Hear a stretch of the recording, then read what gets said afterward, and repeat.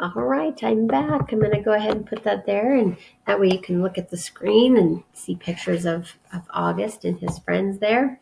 And we are on the chapter Understudy,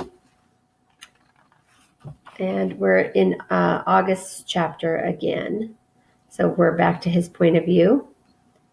I just want to double check. Okay, so yes, we're on August. All right, so this is Understudy. Via brought home 3 tickets to her school play a few days after Daisy died. We never mentioned the fight we had over dinner again.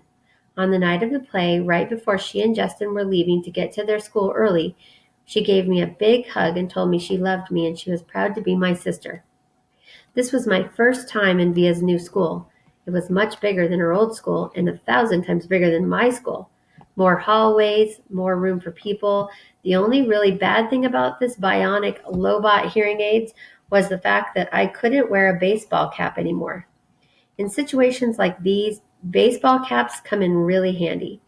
Sometimes I wish I could still get away with wearing that old astronaut helmet I used to wear when I was little. Believe it or not, people would think seeing a kid in an astronaut helmet was a lot less weird than seeing my face. Anyway, I kept my head down as I walked right behind Mom through the long, bright hallways. We followed the crowd to the auditorium where students handed out programs at the front entrance. We found seats in the 5th row and close to the middle. As soon as we sat down, Mom started looking inside her pocketbook. "I can't believe I forgot my glasses," she said. Dad shook his head. Mom was always forgetting her glasses, or her keys, or something or other. She is flaky that way. "You want to move closer?" said Dad. Mom squinted at the stage. "No, I can see okay." "Speak now, or forever hold your peace," said Dad. "I'm fine," answered Mom. "Look, there's Justin," I said to Dad, pointing out Justin's picture in the program. "That's a nice picture of him," he answered, nodding. "How come there's no picture of Via?" I said. "She's an understudy," said Mom. "But look, here's her name." "Why do they call her an understudy?" I asked. "Wow, look at Miranda's picture," said Mom to Dad. "I don't think I would have recognized her." "Why do they call it understudy?" I repeated. "It's what they call someone who replaces an actor if he can't perform for some reason," answered Mom. "Did you hear Martin's getting remarried?" Dad said to Mom. "Are you kidding me?" Mom answered like she was surprised. "Who's Martin?" I asked. "Oh, Miranda's father," Mom answered, and then to Dad she said, "Who told you?" "I ran into Miranda's mother in the subway. She's not happy about it. He has a new baby on the way and everything." "Wow," said Mom, shaking her head. "What are you guys talking about?" I said. "Nothing," answered Dad. "But why do they call it understudy?" I said. "I don't know, Augie Doggy," Dad answered. "Maybe because the actors kind of study under the main actor or something. I really don't know." I was going to say something else, but then the lights went down. The audience got very quiet quickly. "Daddy, can you please not call me Augie Doggy anymore?" I whispered in Dad's ear. Dad smiled and nodded and gave me a thumbs up. The play started. The curtain opened. The stage was completely empty except for Justin, who was sitting on an old rickety chair tuning his fiddle. He was wearing an old-fashioned type of suit and a straw hat. "This play is called Our Town," he said to the audience. "It was written by Thornton Wilder, produced and directed by Philip Davenport. The name of the town is Grover's Corners, New Hampshire, just across the Massachusetts line. Latitude 42 degrees, 40 minutes. Longitude 70 degrees, 37 minutes. The first act shows a day in our town. The day is May 7th, 1901. The time is just before dawn." I knew right then and there that I was going to like the play. It wasn't like other school plays I've been to, like The Wizard of Oz or Cloudy with a Chance of Meatballs. No, this was grown-up seeming, and it felt smart sitting there watching it. A little later in the play, a character named Mrs. Webb calls out for her daughter, Emily. I knew from the program that that was the part Miranda was playing, so I leaned forward to get a better look at her. "That's Miranda," Mom whispered to me, squinting at the stage when Emily walked out. "She looks different." "It's not Miranda," I whispered. It's Via. Oh my gosh, said Mom, lurching forward in her seat. Shh, said Dad. It's Via, Mom whispered to him. I know, whispered Dad, smiling. Shh. The next chapter is called The Ending. The play was so amazing. I don't want to give away the ending, but it's the kind of ending that makes people in the audience teary. Mom totally lost it when Via, as Emily, said, Goodbye, goodbye, world. Goodbye, Grover's Corners, Mama and Papa. Goodbye to clocks ticking and Mama's sunflowers and food and coffee and new ironed dresses and hot baths and sleeping and waking up.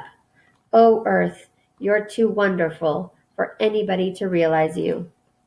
Via was actually crying while she was saying this, like real tears. I could see them rolling down her cheeks.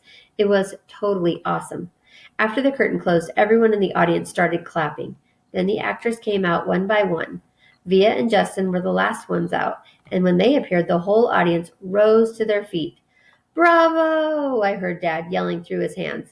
Why is everyone getting up? I said. It's a standing ovation, said Mom, getting up. So I got up and clapped and clapped. I clapped until my hands hurt. For a second, I imagined how cool it would be to be Via and Justin right then, having all these people standing up and cheering for them. I think there should be a rule that everyone in the world should get a standing ovation at least once in their lives. Finally, after I don't know how many minutes, the line of the actors on stage stepped back and the curtain closed in front of them. The clapping stopped and the lights went up, and the audience started getting up to leave. Me and Mom and Dad made our way to the backstage. Crowds of people were congratulating the performers, surrounding them, patting them on the back. We saw Via and Justin at the center of the crowd, smiling at everyone, laughing and talking. Via! Shouted Dad, waving as he made his way through the crowd. When he got close enough, he hugged her and lifted her off the floor a little. You were amazing, sweetheart. Oh my gosh, Via, Mom was screaming with excitement. Oh my gosh, oh my gosh. She was hugging Via so hard I thought Via would suffocate, but Via was laughing. You were brilliant, said Dad. Brilliant, Mom said, kind of nodding and shaking her head at the same time. And you, Justin, said Dad, shaking Justin's hand and giving him a hug at the same time. You were fantastic. Fantastic, Mom repeated. She was honestly so emotional she could barely talk. What a shock to see you up there, Via, said Dad. Mom didn't even recognize you at first, I said. I didn't recognize you, said Mom, her hands over her mouth. Miranda got sick right before the show started, said Via, all out of breath. There wasn't even time to make an announcement. I have to say she looked kind of strange because she was wearing all this makeup, and I'd never seen her like this before.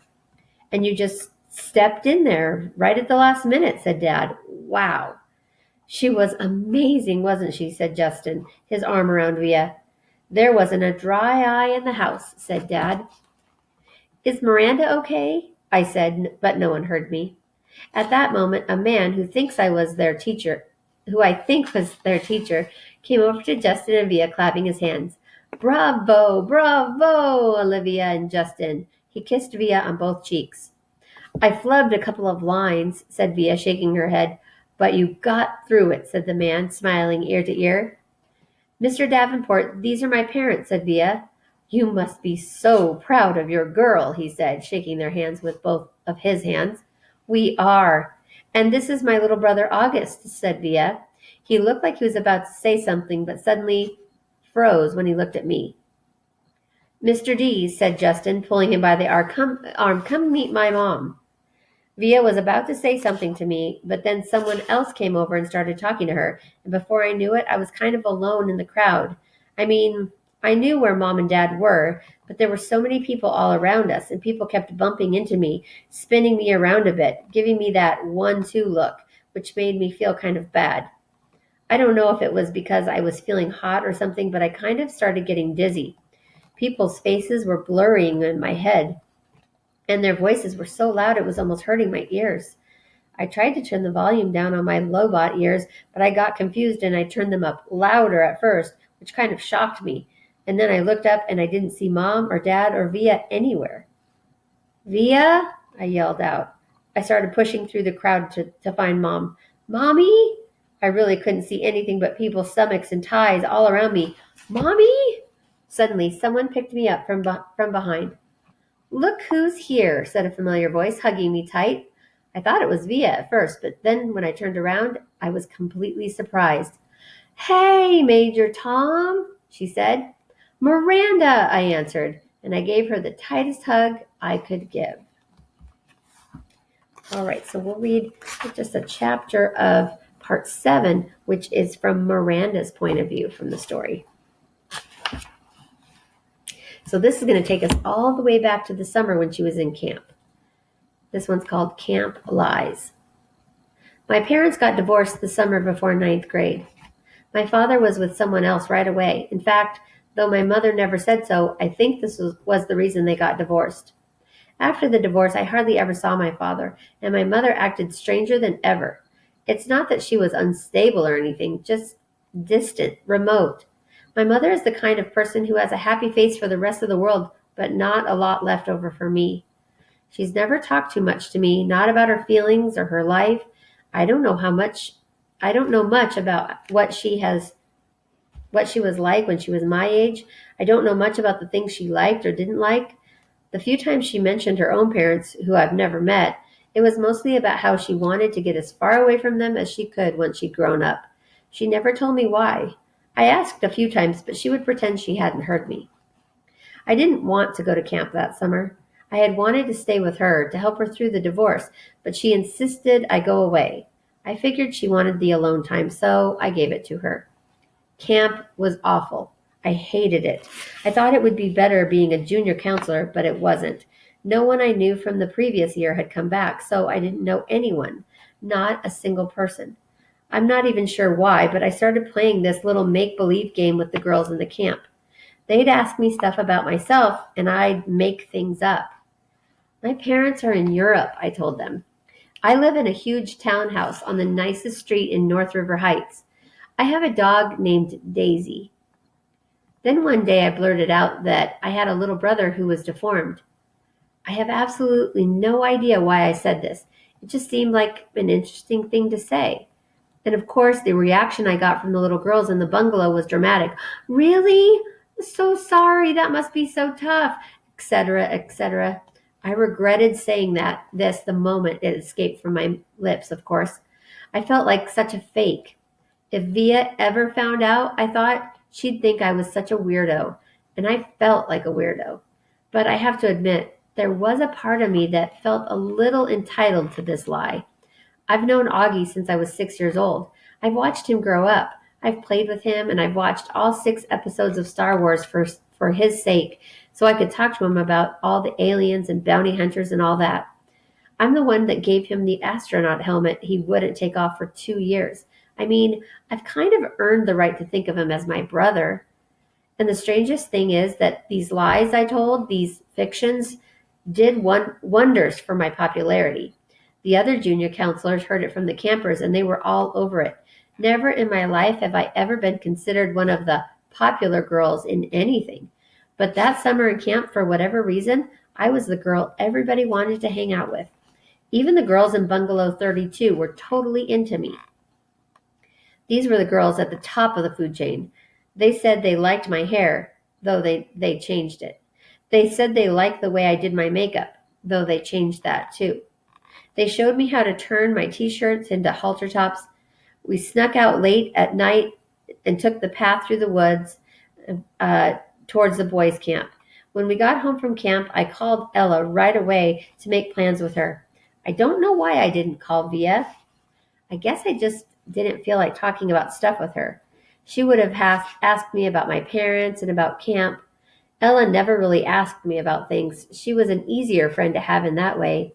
She wasn't serious like Via. She was fun. She thought it was cool when I dyed my hair pink. She wanted to hear all about those trips through the woods late at night. School. I hardly saw Via at school. I hardly saw Via at school this year, and when I did, it was awkward. I felt like she was judging me. I knew she didn't like my new look. I knew she didn't like my new group of friends. I didn't much like hers.